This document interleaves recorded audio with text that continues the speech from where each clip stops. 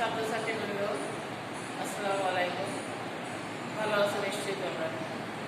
আজকে আমি ক্লাস নবম এবং দশম শ্রেণীর রসায়ন বিষয় নিয়ে আলাপ করবো এবং আমরা তৃতীয় পর্বে দশম ক্লাসে আমি তোমাদের আজকে সপ্তম অধ্যায় রাসায়নিক বিক্রিয়া এটা নিয়ে আলাপ করব।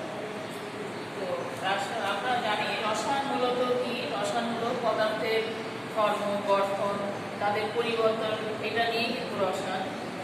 এবং এই পদার্থের পরিবর্তন এটা নিয়ে আমরা আলোচনা করবো। কেন পরিবর্তন হয়? পদার্থের পরিবর্তন এটা হয় তাপ, চাপ বা একে অন্যের সংস্পর্শে আসলেই পদার্থের পরিবর্তন হয়ে থাকে।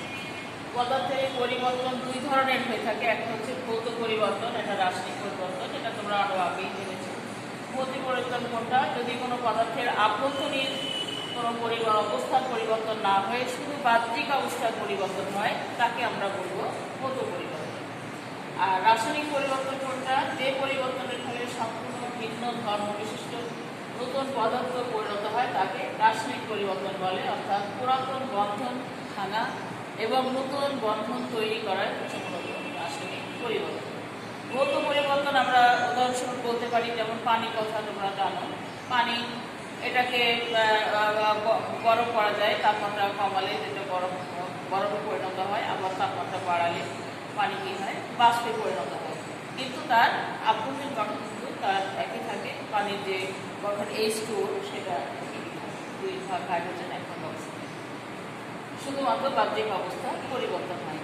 কিন্তু যখন রাসায়নিক পরিবর্তন হয় তখন পদার্থের আভ্যন্তরীণ গঠনের পরিবর্তন হয়। যেমন আমরা মিথেন গ্যাসকে যদি তাপ দিই, এটা অক্সিজেনের সাথে বিক্রিয়া করে কার্বন ডাই অক্সাইড এবং পানি উৎপন্ন হয় এবং প্রচুর পরিমাণে তাপ উৎপন্ন হয়। এখানে দেখা যাচ্ছে মিথেন ভেঙে অক্সিজেনের সাথে বিক্রিয়া কার্বন ডাই অক্সাইড হচ্ছে, আবার এই হাইড্রোজেন অক্সিজেন বিক্রিয়া করে পানি উৎপন্ন হচ্ছে। অর্থাৎ আভ্যন্তরীণ গঠনই পরিবর্তন হয়ে গেছে।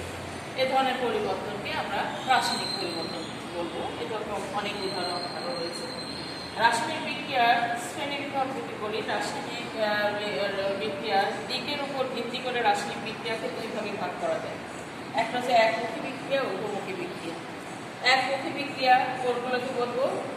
যে বিক্রিয়ায় বিক্রিয়া করার ফলে উৎপন্ন হয়, কিন্তু পুনরায় আর উৎপাদক থেকে আর আগের অবস্থায় বা চলে আসে না, ফিরে আসে না, তাকে আমরা একমুখী বিক্রিয়া বলবো। শুধুমাত্র উৎপন্ন হবে। আর উপমুখী বিক্রিয়া কোনটা হবে? যে বিক্রিয়ায় উৎপন্ন হবে, কিন্তু আবার উৎপাদ থেকে ভেঙে আবার এটা আবার বিক্রিয়কে পরিণত হবে, বিক্রিয়কে আবার ফিরে আসবে, সেটাকে আমরা বলবো উপমুখী বিক্রিয়া। উপমুখী বিক্রিয়ায় যখন উৎপন্ন হয় বিক্রিয়ার ফলে, তখন সেটাকে আমরা সম্মুখ বিক্রিয়া বলবো। আর উৎপাদ থেকে যখন আবার বিক্রিয়কে ফিরে আসে, সেটাকে আমরা বলবো পশ্চাৎমুখী বিক্রিয়া। আবার রাসায়নিক বিক্রিয়া তাপের পরিবর্তনের উপর ভিত্তি করে দুই ভাগে ভাগ করা যায়। একটা হচ্ছে তাপ উৎপাদী বিক্রিয়া, একটা তাপহারী বিক্রিয়া। তাপ উৎপাদী বিক্রিয়া আমরা কাকে বলবো? যে বিক্রিয়ার ফলে এমনিতেই তাপ উৎপন্ন হয়, বিক্রিয়ার ফলেই তাপ উৎপন্ন হয়, সেটাকে বলা হয় তাপ উৎপাদী বিক্রিয়া। যেমন আমরা দেখেছি চুন যদি পানির মধ্যে নিমজ্জিত করা যায়, তাহলে দেখা যায় গরম হয়ে যায়। অর্থাৎ সেখানে চুন পানির সাথে বিক্রিয়া করে এবং সেখানে তাপ উৎপন্ন করে। আবার নাইট্রোজেন হাইড্রোজেন বিক্রিয়া করে অ্যামোনিয়া উৎপন্ন হয়, সেখানে নাইট্রিকু ক্লোরুন তাপ উৎপন্ন হয়। আর তাপহারী বিক্রিয়া, যে সমস্ত রাসায়নিক বিক্রিয়া করানোর ফলে করানোর সময়, বিক্রিয়া ঘটানোর সময়ই তাপ দিতে হয়, তাপ ছাড়া বিক্রিয়া সংগঠিত হয় না, তাদেরকে আমরা বলবো তাপহারী বা তাপ শোষণকারী বিক্রিয়া। যেমন নাইট্রোজেন অক্সিজেন, এটা 180 কিলোজুল তাপ দিলে সেখানে নাইট্রোজেন অক্সাইড গ্যাস উৎপন্ন হয়। এই ধরনের বিক্রিয়াকে বলা হয় তাপহারী বিক্রিয়া। এরপরে আসে ইলেকট্রনের স্থানান্তর। ইলেকট্রনের স্থানান্তরের উপর ভিত্তি করে রাসায়নিক বিক্রিয়াকে আবার দুই ভাগে ভাগ করা যায়। একটা হচ্ছে রেডক্স, একটা নন রেডক্স। যে সমস্ত বিক্রিয়ায় ইলেকট্রন গ্রহণ ত্যাগের মাধ্যমে ঘটে থাকে, সেটা হচ্ছে রেডক্স বিক্রিয়া। আর নন রেডক্স হচ্ছে ইলেকট্রন গ্রহণ ত্যাগ ঘটে না, সেটা নন রেডক্স। এটা আবার রেডক্স মানে হচ্ছে জারণ এবং বিজারণ একই সাথে। ইলেকট্রন ত্যাগ ইলেকট্রন গ্রহণ ও ত্যাগ দুটা হচ্ছে জারণ বিক্রিয়া। যে সমস্ত বিক্রিয়ায় ইলেকট্রন ত্যাগের মাধ্যমে ঘটে তাকে বলা হয় জারণ বিক্রিয়া। আর বিজারণ, যেমন এখানে আমরা উদাহরণস্বরূপ বলতে পারি সোডিয়াম ক্লোরিনের সাথে বিক্রিয়া করে সোডিয়াম ক্লোরাইড উৎপন্ন করে, সোডিয়াম ক্লোরাইড উৎপন্ন করে। এখানে দেখা যাচ্ছে সোডিয়াম ইলেকট্রন ত্যাগ করে এবং ক্লোরিন ইলেকট্রন গ্রহণ করে ক্লোরাইড আয়ন হয় এবং এর মধ্যে সোডিয়াম ক্লোরাইড উৎপন্ন হয়। এক মোল সোডিয়াম যদি এক পরমাণু সোডিয়াম একটা ইলেকট্রন ত্যাগ করে, তাহলে এখানে ক্লোরিন, তাহলে একটা ক্লোরিন থেকে দুটা ক্লোরিন আছে, তাহলে একটা ক্লোরিন থেকে একটা ক্লোরিন একটা ইলেকট্রন গ্রহণ করে হয় ক্লোরাইড আয়ন এবং সোডিয়াম এবং ক্লোরাইড আয়ন বিক্রিয়া করে সোডিয়াম ক্লোরাইড। আবার এমন হতে পারে জারণ বিক্রিয়া, যে সমস্ত বিক্রিয়ায় দেখা যাচ্ছে যে ধনাত্মক চার্জ বৃদ্ধি পায়। ধনাত্মক চার্জ বৃদ্ধি পেলে হবে, কারণ ধনাত্মক চার্জ কখন বৃদ্ধি পাবে? যখন ইলেকট্রন ত্যাগ করবে। যেমন ফেরাস আয়ন যদি একটা ইলেকট্রন ত্যাগ করে তাহলে হয় ফেরিক, তাহলে ধনাত্মক চার্জ আগে ছিল 2, এখন হচ্ছে 3। সোডিয়াম যখন ইলেকট্রন ত্যাগ করেনি তখন তার চার্জ ছিল 0, একটা পরমাণু অ্যাজ এ নিউট্রাল থাকে, তখন তার চার্জ থাকে 0। তাহলে সোডিয়াম যখন ইলেকট্রন ত্যাগ করলো তাহলে সোডিয়াম আয়ন অর্থাৎ ধনাত্মক চার্জ বৃদ্ধি পায়। আর বিজারণ বিক্রিয়া হচ্ছে যে সমস্ত বিক্রিয়া ইলেকট্রন গ্রহণের মাধ্যমে, যে সমস্ত বিক্রিয়া ইলেকট্রন গ্রহণের মাধ্যমে ঘটে তাকে বিজারণ বিক্রিয়া বলে। যেমন ক্লোরিন ইলেকট্রন গ্রহণ করে ক্লোরাইড হয়েছে, আবার কপার 2+ এটা হচ্ছে কপার 2+ ইলেকট্রন গ্রহণ করেছে, একটা ইলেকট্রন গ্রহণ করেছে এবং তার ধনাত্মক চার্জটা কমে গেছে, অর্থাৎ তার ধনাত্মক চার্জ কমে যাবে, হয়তো ধনাত্মক চার্জ কমে যাবে অথবা ঋণাত্মক চার্জ যদি বৃদ্ধি পায় ইলেকট্রন গ্রহণের ফলে, তাহলে সেই সমস্ত বিক্রিয়াকে বিজারণ বিক্রিয়া বলা হবে। এখানে ঋণাত্মক চার্জ বেড়েছে অথবা ধনাত্মক চার্জ কমে গেছে, এই ধরনের বিক্রিয়াকে বিজারণ বিক্রিয়া বলে। এবং বিজারণ বিক্রিয়ায় যে হচ্ছে ইলেকট্রন গ্রহণ যে করে সে হচ্ছে হয় জারক, অর্থাৎ সে অপরকে জারিত করেছে। আর যে ইলেকট্রন ত্যাগ করে সে হয় বিজারক, সেই ইলেকট্রন ত্যাগ করে আরেকজনকে বিজারিত করেছে। এখন জারণ সংখ্যা অণু বা যৌগমূলকের মধ্যে অবস্থিত কোনো পরমাণুর ধনাত্মক বা ঋণাত্মক চিহ্নযুক্ত সংখ্যাকেই তার জারণ সংখ্যা বলে। শুধু ধনাত্মক বা ঋণাত্মক চিহ্নযুক্ত সংখ্যাকেই তার জারণ সংখ্যা বলে।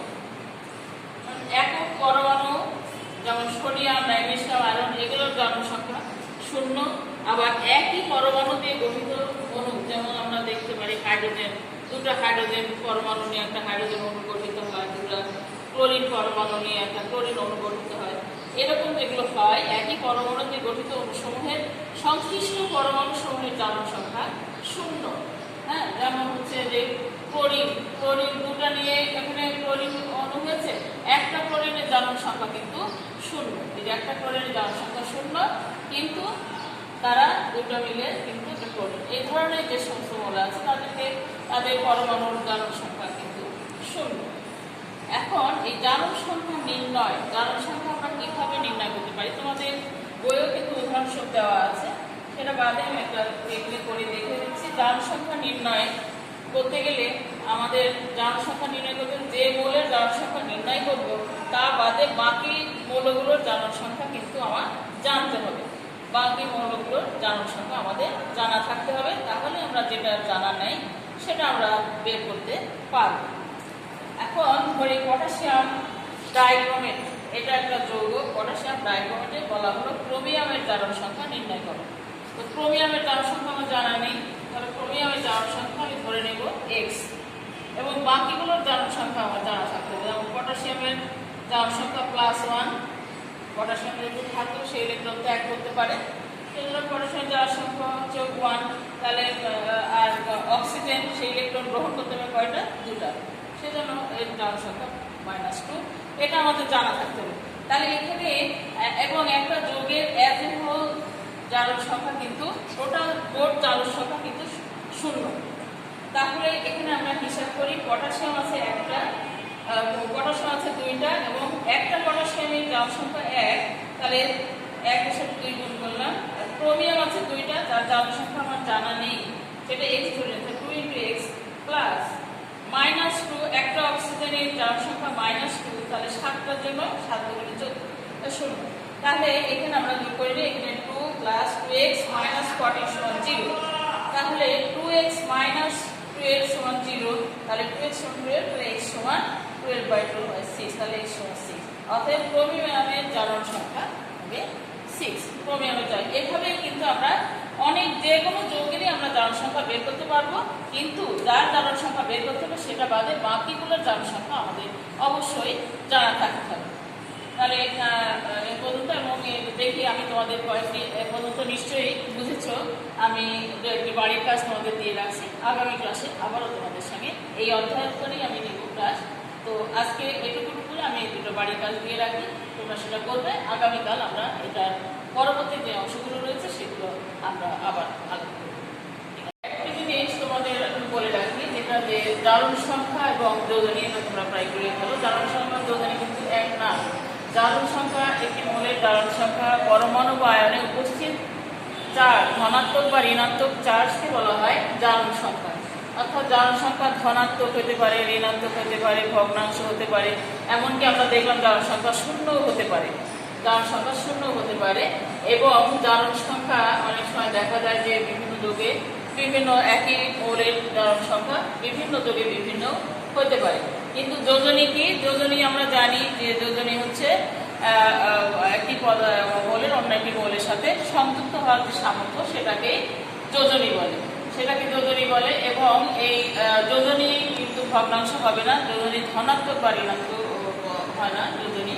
এবং যোজনী 0 হবে শুধুমাত্র নিষ্ক্রিয় গ্যাসের ক্ষেত্রে যোজনী 0 হতে পারে। আচ্ছা, তাহলে আজকে আমাদের এই পর্যন্ত থাক, এবং এগুলো তোমরা ভালো করে পড়বে এবং এর উপর ভিত্তি করেই তোমরা এই বাড়ির কাজ যেটা দিয়ে দিলাম করে ফেলবে। একটা হচ্ছে copper sulphate, nitric acid, phosphoric acid, manganese dioxide, sodium thiosulphate এবং কপার আয়োডাইড, এই সমস্ত যৌগের চিহ্নিত মৌলগুলোর জারণ সংখ্যা নির্ণয় করো। চিহ্নিত মৌলগুলো যে নিচে যেগুলোর দাগ দেওয়া আছে, সেই মৌলগুলোর শুধুমাত্র জারণ সংখ্যা নির্ণয় করবে। আর 2 নম্বর হচ্ছে জারণ সংখ্যা ও যোজনীর মধ্যে পার্থক্য দেখাও। যে কটা পার্থক্য যে লিখতে পারবে, 2-3টা পার্থক্য এখানে দেখাতে পারবে। জারণ সংখ্যা ও যোজনীর মধ্যে পার্থক্য দেখা, একটা পার্থক্য সংখ্যা হতে পারে, তারপর আরেকটা হতে পারে। এভাবে যে আমরা দুদিন এই আজকেটা পড়ালাম, এর মধ্যে একটু পড়লেই তোমরা এগুলো করতে পারবে। তাহলে আজকের মতো এখানেই বিদায় নিচ্ছি। আগামীকাল আপনার ক্লাসে এই অধ্যায়েরই বাকি অংশ আমরা আগামীকাল ক্লাস করব। আল্লাহ।